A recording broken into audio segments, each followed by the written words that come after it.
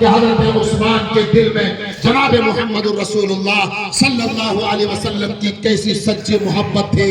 انہوں نے پیشکش کی مکہ والوں نے، اے عثمان جا رہے ہو، آج ذرا خانے کعبہ کا طواف تو کر لو، تم آ گئے ہو تم طواف کر لو۔ انہوں نے کہا کیا بات کرتے ہو، یہ کیسے ہو سکتا ہے؟ میری عظمتوں کا کعبہ، میری محبتوں کا کعبہ، میری محبتوں کا کعبہ مقام حدیبیہ میں رکا ہوا ہے، وہ کعبہ اس کعبے کا آ کر طواف نہیں کرتا ہے، عثمان اس کعبے کے بغیر کیسے اس کعبے کا طواف کر لے گا؟ کیا محبت تھی حضرت عثمان کو؟ ایسا ہرگز نہیں ہو سکتا میرے نبی طواف نہ کرے اور میں طواف کر لوں، یہ کیسے ہو سکتا ہے میرے ساتھی طواف نہ کرے عثمان یہاں طواف کر لے۔ حضرت عثمان غنی رضی اللہ تعالیٰ عنہ بغیر طواف کیے ہوئے واپس چلے گئے۔ یہ ہے نبی کی سچی محبت، ہر جگہ پر اپنے نبی کو آگے رکھا۔ میرے نبی جو کہیں گے ہم وہ مانیں گے، میرے نبی کی جو منشا ہوگی ہم اس پہ رہیں گے، میری نبی کی جو چاہت ہوگی وہ میری چاہت ہوگی، میری اپنی چاہت کوئی چاہت نہیں، میری اپنی خواہش کوئی خواہش نہیں، میری آرزو کوئی آرزو نہیں، میری دل کی پیاس کوئی پیاس نہیں۔ پیاس وہ ہے جو میرے نبی کی پیاس ہو، میرے نبی کی چاہت ہو۔ جب تک میری نبی کی چاہت پوری نہیں ہوگی عثمان کی چاہت پوری نہیں ہو سکتی۔ عثمان کی چاہت کوئی چاہت نہیں ہے، میری نبی کی چاہت سب سے پہلے ہے۔ میرے دوستو، صحابہ کرام نے ہر جگہ اسوہ جناب محمد رسول اللہ صلی اللہ علیہ وسلم کو بنایا، تو صحابہ کرام پر اللہ کی کھلی مدد ہے، کھلی مدد آئی۔ اللہ نے سلطنت ان کے قدموں پہ رکھی، حکومتیں ان کے ہاتھوں پر آئی، فتح کرتے چلے گئے، فتح کرتے چلے گئے، اسلام پھیلتا چلا گیا۔ کس بنیاد پر؟ نبی پاک صلی اللہ علیہ وسلم کے ہدایات کو لے کر اپنی زندگی میں اختیار کر کے جب آگے چلے ہیں تو لوگوں نے دیکھا یہ کون لوگ ہیں کہ یہ محمد الرسول اللہ کے شیدائی ہیں کہ جو بولتے ہیں زبان سے وہ عمل سے کر کے بھی دیتے ہیں۔ تو محمد کا ماننے والا وہ ہوتا ہے جو محمد سے محبت کی بات کرتا ہے اور اپنی دل کی چاہت کو قربان کرتا ہے، وہی آدمی سچی محبت اللہ سے کرتا ہے اور وہی سچی محبت محمد الرسول اللہ سے کرتا ہے۔ اس لیے ملت کے نوجوانوں، سیرت کے اس جلسے سے ہمیں یہ سبق لے کر کے جانا ہے کہ ہمیں اپنی زندگی جناب محمد رسول اللہ صلی اللہ علیہ وسلم کے مطابق بنانا ہے، اس سے ہماری زندگی کی حفاظت ہوگی۔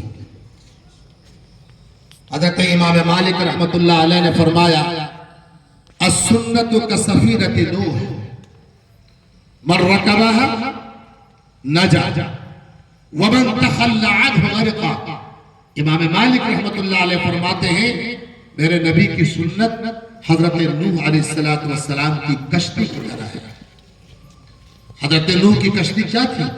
جب اللہ کا عذاب آ رہا تھا تو اللہ تعالیٰ نے حکم دیا، حضرت نوح سے کہا اے نوح اپنے چاہنے والے سے کہو کہ اس کشتی پہ سوار ہو جاؤ۔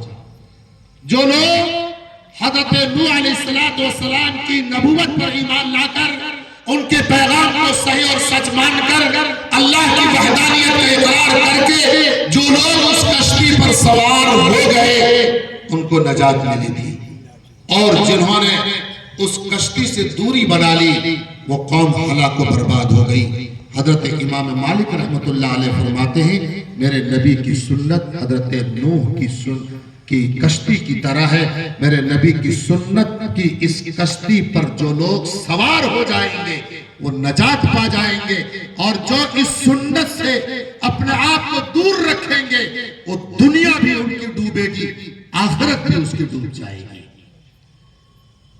ایک صحابی رسول ہے، فرماتے ہیں اللہ کے نبی صلی اللہ علیہ وسلم نے ارشاد فرمایا کہ جو آدمی، حضور نے فرمایا من حفظ سنتی، جو میری سنت کی حفاظت کرتا ہے، جو میری سنت سے کی حفاظت کرتا ہے۔ میرے بھائی سنت کی حفاظت ہم کیا کریں گے؟ سچ بات یہ ہے کہ نبی کی سنت اگر ہماری زندگی میں آتی ہے تو ہماری زندگی گناہوں سے محفوظ ہو جاتی ہے۔ نبی کی سنت ہماری زندگی کی حفاظت کا شاندار سرمایہ ہے۔ اپنی زندگی کی حفاظت نبی کی سنت سے ہی کر سکتے ہیں۔ فرمایا جس نے میری سنت کی حفاظت کی اللہ تعالیٰ 4 طریقے سے اس کا اکرام کرتا ہے، 4 طریقے سے اس کا اکرام کرتا ہے۔ نمبر 1 المحبت فی قلوب البررہ، نیک اور صالح لوگوں کے دلوں میں اس کی محبت پیدا کر دیتا ہے۔ جو آدمی سنت کے مطابق ہوتا ہے، جس کی زندگی سنت کے مطابق ہوتی ہے، اپنے زندگی کے تمام موقع میں نبی کی سنت کو اختیار کرتا ہے۔ گھر میں جب سوتا ہے سنت کے مطابق سوتا ہے، اٹھتا ہے تو نبی کی سنت کے مطابق اٹھتا ہے، بیت الخلا جاتا ہے نبی کی سنت کے مطابق جاتا ہے، باہر آتا ہے نبی کے طریقے سے آتا ہے، مسجد میں جاتا ہے نبی کے طریقے سے جاتا ہے، مسجد سے آتا ہے نبی کے طریقے سے آتا ہے، کھانا کھاتا ہے نبی کے طریقے سے، پلیٹ صاف کرتا ہے نبی کے طریقے سے، کھانا کھا کر اٹھتا ہے نبی کے طریقے سے، دعا پڑھتے ہوئے راستے میں چلتا ہے نبی کے طریقے سے۔ راستے میں چلنے کا طریقہ یہ ہے کہ نگاہیں جھکی ہوئی ہوں کہ کسی غیر محرم پر نظر نہ پڑے، اور راستہ اس طرح چلتے ہیں کہ جیسے اونچائی سے نیچے کی طرف آ رہے ہوں۔ راستے میں بچے اگر مل جاتے ہیں محبت سے خندہ پیشانی کے ساتھ ملتے ہیں، سلام کرتے ہیں، بڑے مل جاتے ہیں انہیں سلام کرتے ہیں۔ ہمارا حال یہ ہوتا ہے کہ ہم سلام کا انتظار کرتے ہیں کہ آنے والا مجھ کو سلام کرے گا۔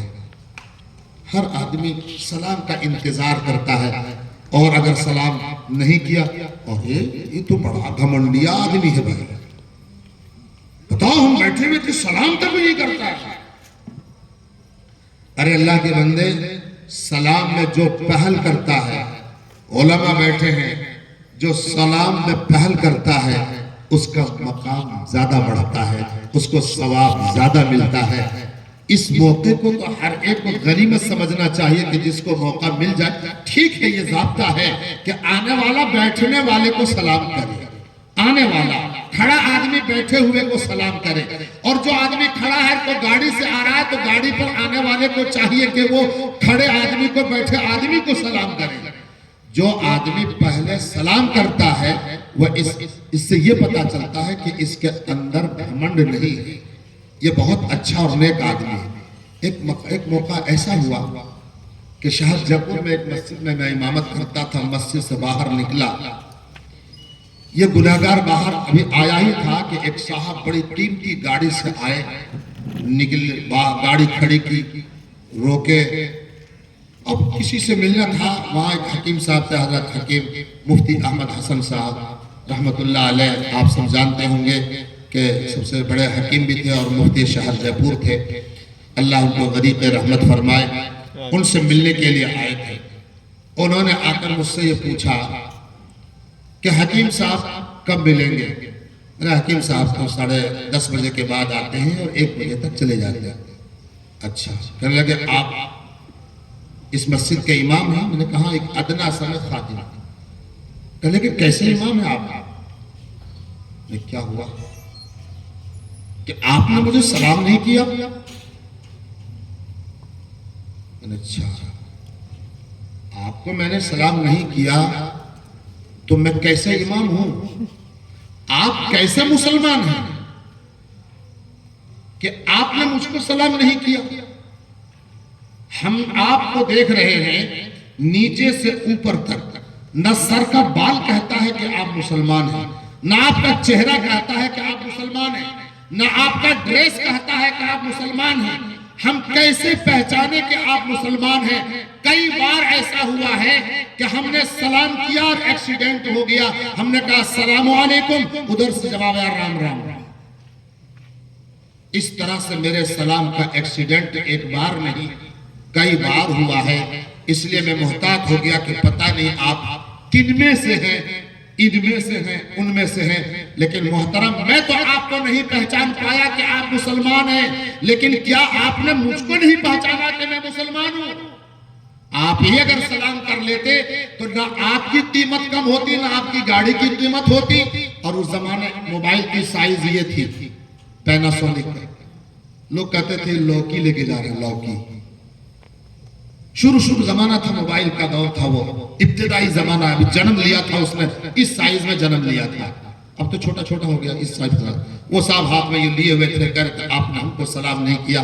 میں نے کہا محترم، نہ تو آپ کی اس موبائل کی قیمت کم ہوتی، نہ آپ کی قیمت کم ہوتی، نہ آپ کی گاڑی کی قیمت ہوتی، بلکہ بہت میں خوش ہوتا کہ ماشاءاللہ آپ ان لباسوں میں چھپے رستم ہیں، کہ آپ چاہے ظاہر آپ کا جیسا بھی ہے لیکن اندر سے جناب محمد الرسول اللہ صلی اللہ علیہ وسلم سے محبت رکھنے والے ہیں۔ کاش اگر آپ سلام کر لیتے تو آپ کا مقام بڑھ جاتا۔ ہم تو پہچان ہی نہ پائے آپ کو، اس لیے ہم نے سلام نہیں کیا، لیکن آپ نے مجھے پہچان کر بھی آپ نے سلام نہیں کیا۔ افسوس تو اس بات کا ہے۔ تو نبی پاک صلی اللہ علیہ وسلم کا معاملہ تو یہ تھا کہ آپ راستہ چلتے ہیں تو ہر ایک کو سلام کرتے تھے، حتیٰ کہ چھوٹے بھی بچے مل جاتے تھے انہیں بھی گلے سے لگاتے تھے۔ تو یہ آداب ہیں کہ تو اس طرح سے جو آدمی اپنی زندگی گزار کر چلتا ہے، دکانوں میں جاتا ہے وہاں سلام کرتا ہے، یار دوستوں کو سلام کرتا ہے، دشمنوں کو سلام کرتا ہے، اگر یہ سلام کا ماحول بن جائے تو پوری دنیا میں سلامتی کا نظام قائم ہو جائے۔